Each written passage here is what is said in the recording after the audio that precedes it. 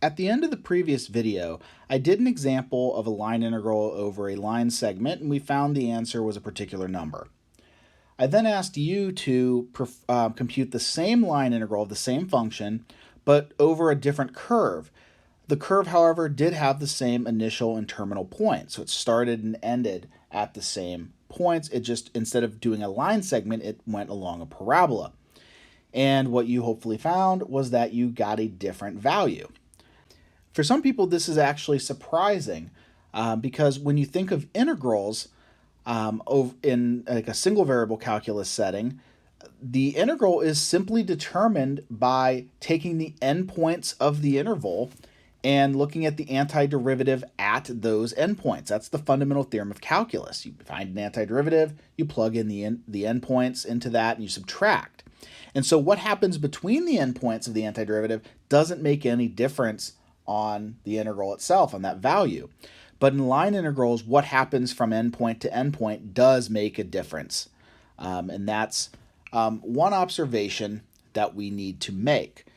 So that's what we're going to do in this video. We're going to start with a couple observations and look at a couple other aspects of line integrals in calculus. So first, like I said, we're going to start with a couple observations. So the one is the example that we just looked at in the previous video. So in general, the value of the line integral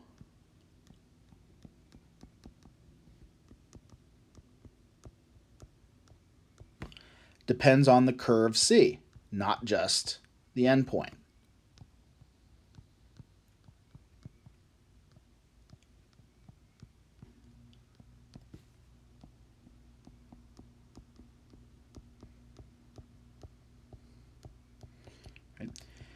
Now, there are certain line integrals that do not depend on the curve, and those are ones that are called path independence, and we will talk about that in the next lesson.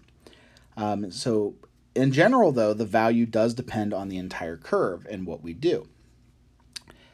The other example, we haven't seen an example of this, but it would be quite easy to come up with one.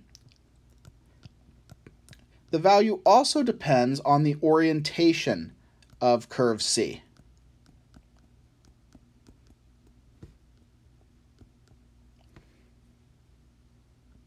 Right? And so when we talk about orientation, what we're referring to is that the positive direction of the curve, we're giving the curve a direction. So the positive direction corresponds to increasing values of t.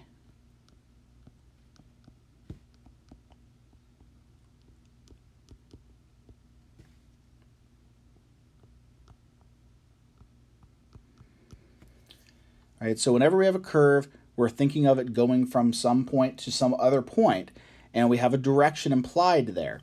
And so we always want that if we have our vector function that goes from t equals 0 to t equal 1, we want it to start at t equals 0 and to end at t equal to 1, where t is 1.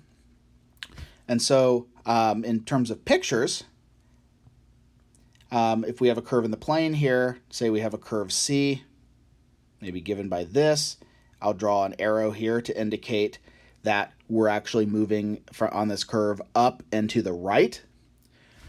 Sometimes we might want to consider the same curve, but in reverse direction.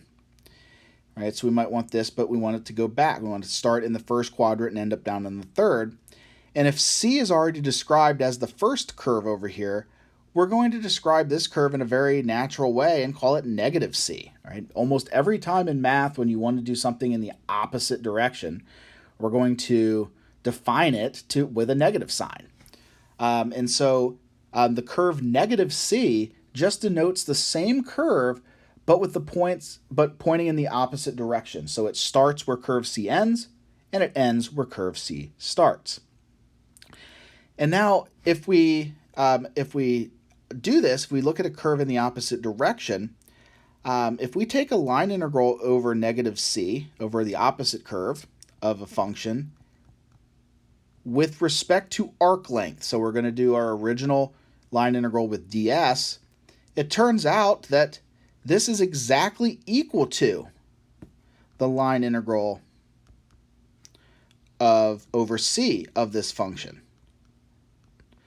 Right? So in this case, if we do a line integral with respect to arc length, going over the curve in the opposite direction doesn't make a difference.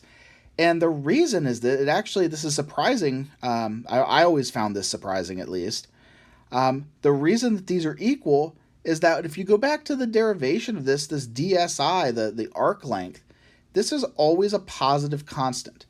Right? There's no way for the arc length, the difference from one point to another, to be negative, even if it goes in a negative direction, whatever that means. The arc length simply is the length of that curve. And so when we go to compute the Riemann sum, we're going to always have positive terms, at least from the ds part of this thing. However, that being the case, the line integral with respect to arc length will be equal over the negative curve. If we do a line integral over with respect to x or with respect to y, as you might imagine, we're going to get the negative of the line integral over with respect to x. And don't have room to write it here, but similarly with the ones with respect to y. So the ones that have a dy at the end. So changing the orientation of the curve for line integrals with respect to x or y changes the sign of the integral from positive to negative, or from negative to positive, whichever the case may be. For the remainder of this video, we're going to be focusing on extending the idea of a line integral that we've developed for curves in the plane and in 3-space to being line integrals over vector fields.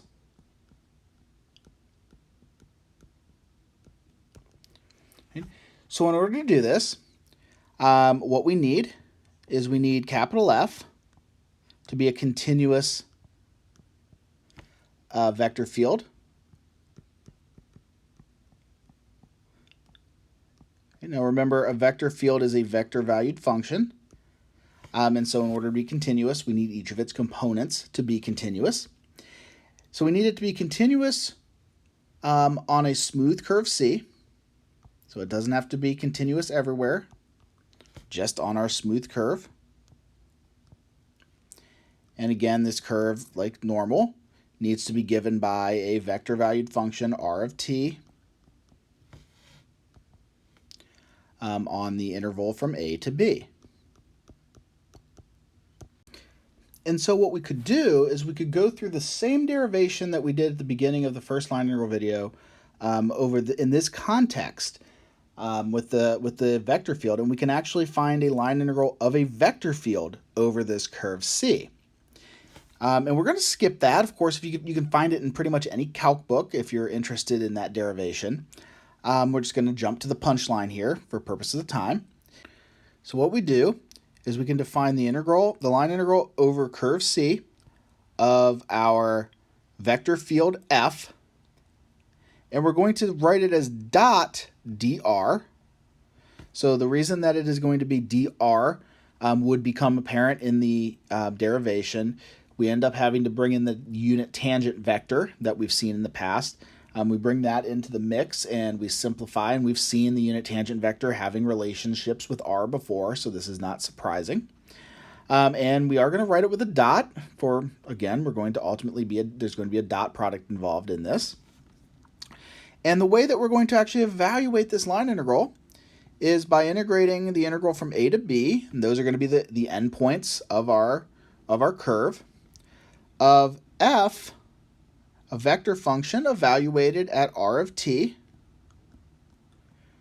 All right, and this makes sense, even though it looks like we have a vector inside of a vector. This is okay. Remember, r of t is going to be a point for a given value of t, and we're just going to substitute the components of that vector in for the components of vector f, because it's a vector field. And we're going to take the dot product of that with r prime of t dt.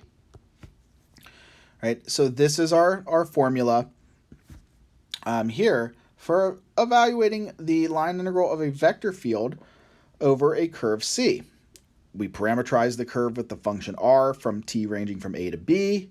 We compute f of r of t, we compute r prime of t, we take their dot product, and then we integrate that resulting function of t with from a to b. So let's take a look at a line integral of a vector field. So let's say we wanted to compute the integral of c of f dot dr, where my vector field f is given by x squared I minus xyj, and c is the part of the unit circle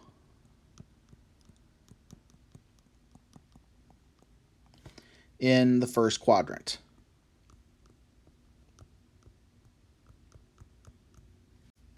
So the first thing we need to do is find a parameterization for c. Now, one thing to keep in mind here is, unlike in other examples, I'm not giving an orientation to this part of the circle. I'm just saying the curve is that part, and so we actually can choose to do either direction. Because this is not a line integral with respect to x or y specifically, we know that the curve, integrating over a curve and its negative curve, will actually give the same value. So we don't have to worry so much about which direction to go here. And so we can choose any curve for this, any parameterization for this curve that we want. But a very standard one for part of the unit circle is given by cosine of t, comma sine t. Right? And we always just have to find the right range for t. And so in this case, to get the first quadrant, we want t to range from 0 to pi over 2. Right? And this will map out the first quadrant of the unit circle. All right, so now we just have to substitute everything back into our definition for a line integral of a vector field. So we need to compute f of r of t.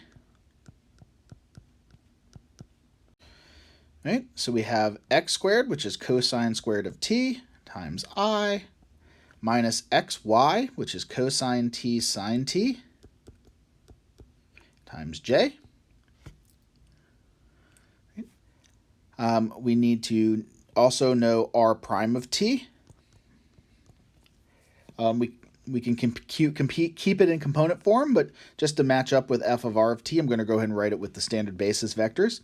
So this is going to be negative sine t times I plus cosine t times j. All right, and then we want to take the dot product of these two vectors in the previous two lines.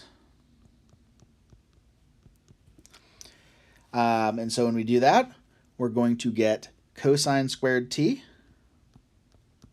times negative sine t minus cosine squared t sine t, which of course will become negative 2 cosine squared t sine t. Right? And so our line integral of our vector field that we want is going to be the integral from 0 to pi over 2 of the dot product that we just found. So of the function negative 2 cosine squared t sine t dt.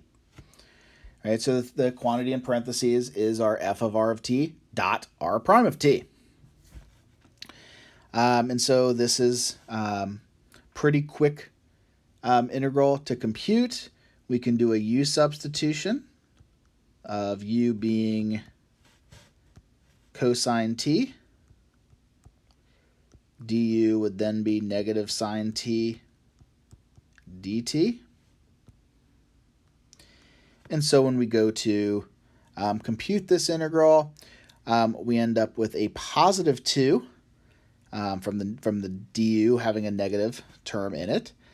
Cosine cubed t all over 3. And that'll range from 0 to pi over 2. And so cosine of pi over 2 is 0. And cosine of 0 is 1. And so we have 0 minus 2/3 which of course is negative 2/3. Right? And so at the end of the day, we have to set up this line integral a little bit differently because we are integrating a vector field and not a function over a curve. But at the end of the day, we end up with a function of one variable, that dot product function, and we integrate it just like we would in single variable calculus. Right? And so this is how all line integral problems over vector fields will behave. So I'm going to give you an opportunity to try one of these on your own. And I'm going to have you do one over a vector field with 3 variables. It works exactly the same way. So here I'm going to ask you to evaluate the line integral of c over c of the function f dr, where the vector field f, as I said, a vector field of 3 variables, x, y, z, is given by xy, yz, and xz.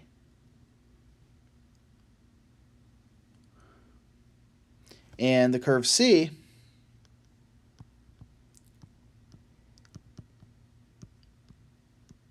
is given, I'm going to go ahead and give you the function here. It's going to be given by r of t equals t squared and t to the third as t ranges from 0 to 1. Right? And so I'd like you to go ahead and compute this integral. And so it's exactly the same as the example we just did, except for the third component. So we need to compute f of r of t. You need to compute r prime of t. You need to take their dot product, and that makes sense because both vectors will have 3 components. And then compute the appropriate integral. And you should end up with, at the end of that process, you should end up with a value of 27/28. But I'll leave that to you to work out all the details.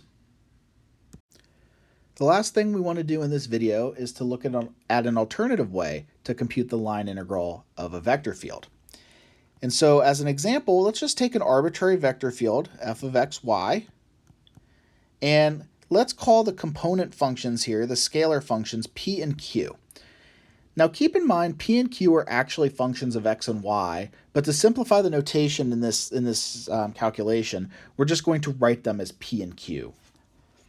Similarly, we have a curve, r of t, that's given as a vector of x and y. And here I'm thinking of x and y as functions of t, but we're not going to write the t, just again for simplicity of notation. And of course, I want t to range from a to b. So these are all the ingredients we need to define the integral over c, given by r of t from a to b, of our vector field, of f. So as of now, what we would have to do is compute the integral from a to b of f of r of t dot r prime of t dt. All right, so this is our definition as it is right now. However, we can, if we replace these quantities with our vectors that we've written at the top of the screen, f of r of t is just going to be capital F of x, y. And so we know that's just p and q evaluated at x and y. And r prime of t is the vector that we can call maybe x prime, y prime. Right, we're differentiating that with respect to t, and so we can use the prime notation since there's only one variable in that context. All right, so we can go ahead and take this dot product. So we're going to integrate from a to b of the function p times x prime plus q times y prime dt. Right. I'm going to make a superficial change here and replace x prime with dx dt and y prime with dy dt.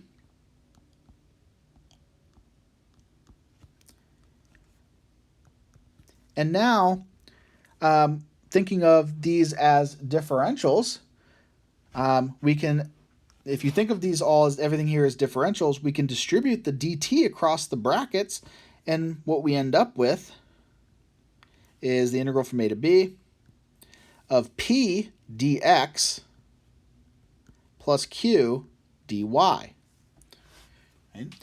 And this might look familiar to you because this is simply the line integral over our curve C of p dx plus q dy. So this is the line integral of p with respect to x and added to the line integral of q with respect to y.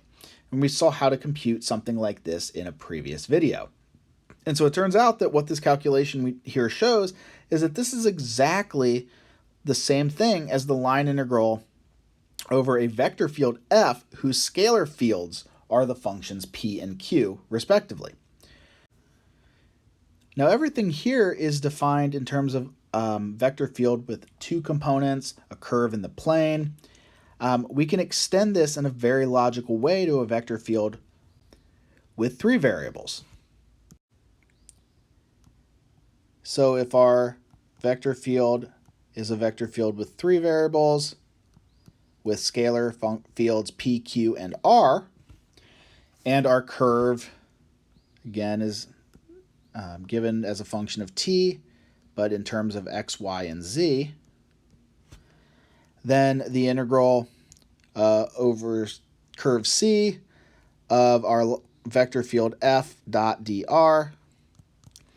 When we go to compute it, we can go through the exact same computation as on the previous slide, and we will see that it is the line integral over C of p dx plus q dy plus r dz. So between this and the previous slide, you now have two different options for how to compute the integral of a vector field. You can either compute f of r and then take the dot product of that with r prime and integrate that over the appropriate interval, or you can form this expression p dx plus q dy, and then in this case plus r dz, and integrate that over the appropriate interval. And it's really just a matter of choice, and different people prefer different options, but this is just an alternative way if you don't like the dot product approach that we've seen previously.